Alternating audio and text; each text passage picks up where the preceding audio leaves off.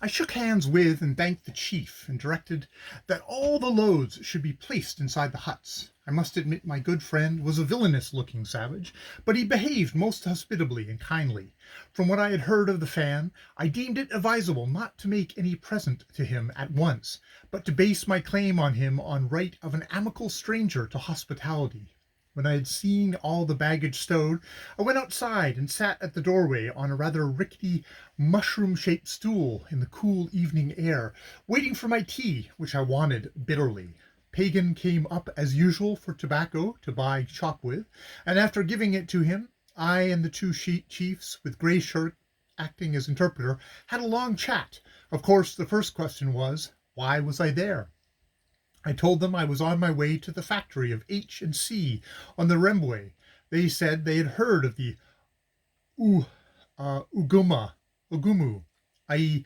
Monsieur Hatton and Cookson, but they did not trade direct with them, passing their trade into towns near to the Rembwe, which were swindling bad towns, they said, and they got the idea stuck in their heads that I was a trader, a sort of bagman for the firm, and Grey Shirt could not get this idea out.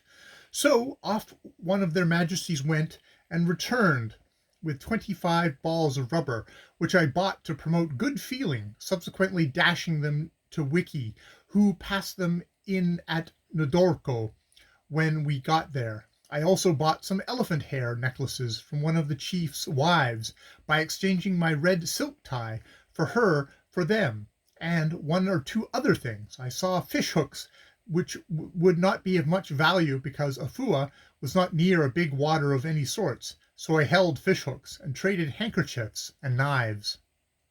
One old chief was exceedingly keen to do business, and I bought a meat spoon, a plantation spoon, and a gravy spoon off of him, and then he brought me a lot of rubbish I did not want, and I said so, and announced I had finished trade for that night.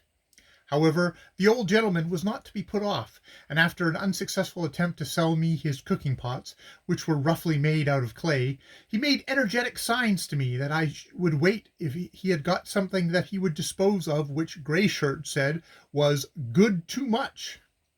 Off he went across the street and disappeared into his hut, where he evidently had a thorough hunt for the precious article. One box after another was brought out to the light of a bush torch held by one of his wives, and there was a great confabulation between him and his family of the "I'm sure you had it last, you must have moved it, never touched the thing" sort. At last it was found, and he brought it across the street to me most carefully. It was a bundle of bark cloth tied round something most carefully with tie. This being removed disclosed a layer of rag which was unwound from around a central article. Whatever can this be, I thinks I. Some rare and valuable object, doubtless. Let's hope connected with fetish worship, and I anxiously watched its unpacking. In the end, however, it disclosed, to my disgust and rage, an old shilling razor. The way the old chief held it out, and the amount of dollars he asked for it, was enough to make anyone believe that I was in such urgent need of the thing that I was at his mercy regarding price. I waved it off with a haughty scorn, and then, feeling smitten by the expression of agonized bewilderment on his face, I dashed him a belt that delighted him, and went inside and had tea to soothe my outraged feelings.